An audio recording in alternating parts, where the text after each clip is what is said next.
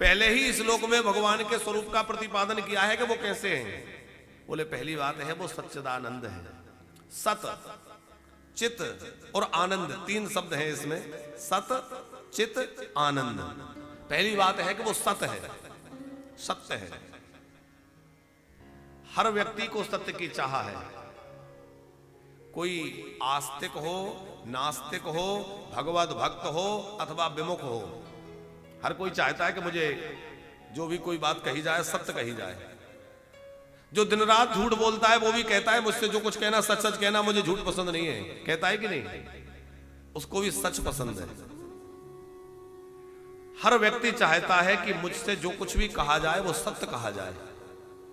और जहां पता चलता है कि मुझसे जो कहा जा रहा है वो झूठ है, वहां से विश्वास हट जाता है, श्रद्धा हट जाती है, प्रेम हट जाता है।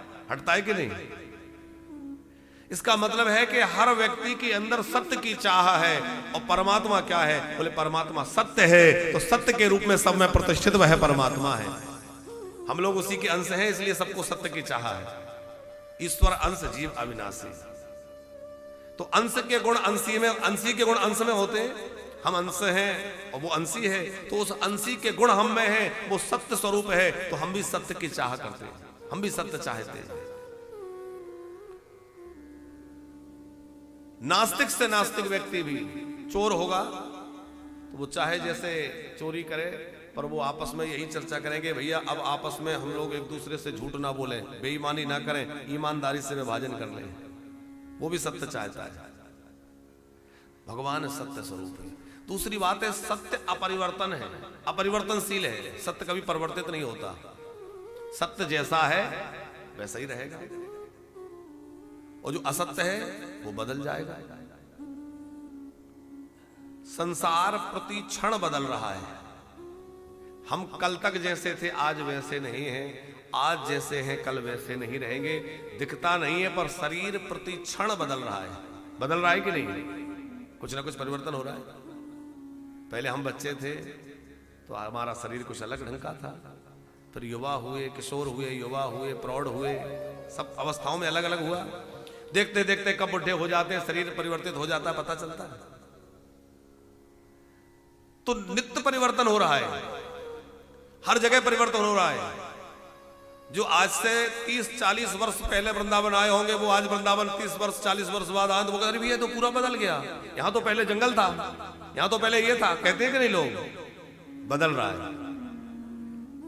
जो बदल जाए वो संसार है, और जो कभी ना बदले वो गोविंद है। वो ठाकुर कभी बदलता नहीं है,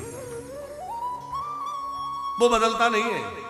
अब आप कहेंगे कि वो जन्म लेकर आता है तो बालक भी बनता है, प्रौढ़ किशोर आदि अवस्थाओं में भी जाता है, वो लीला करता है, लेकिन वह वास्तव में एक ही रूप में। अच्छा, आपने कभी देखा कि भगवान बुढ़े हो गए? प्रभु श्री राम ने 10,000 वर्षों तक राज्य किया।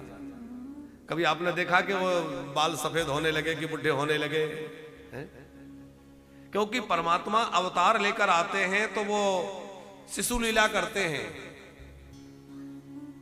पौगंड अवस्था में आते हैं, किशोर अवस्था में आते हैं, लेकिन किशोर से आगे नहीं बढ़ते, युवा अवस्था भी नहीं आती, नित्य किशोर बने रहते हैं। क्योंकि ये तो भक्तों को आनंद देने के लिए लीला है। भगवान सत्य स्वरूप है। सत्य का तीसरा अर्थ है कि वो कभी मिटता नहीं है। एक तो कभी बदलता नहीं है, कभी मिटता नहीं है, जो सत्य जैसा है। परमात्मा अविनाशी है। संसार की हर वस्तु विनाशशील है, कभी ना कभी वो मिटेगी। जो बना है वो मिटेगा, आज नहीं तो कल मिट जाएगा, पर जो बना है उसको मिटना सुनिश्चित है। दीपक बुझने को जलता है और जीवन सदा मृत्यु के आंचल में पलता है। हमारा जीवन मृत्यु के आंचल में है, पता नहीं कब जाना है, जाना सबको है। तो जिसका जन्म है उसकी मृत्यु है। जातस्य ही ध्रुवर मृत्यु ध्रुवम जन्म मृतस्य च। लेकिन परमात्मा वो अजन्मा है, अजन्मा है इसलिए अविनाशी है। वो तो भक्तों पर कृपा करने के लिए जन्म आदि की लीला करके, प्रकट लीला करके, सगुण साकार होकर के ये सब लीलाएं करते हैं। बाकी वो अजन्मा है, अविनाशी है।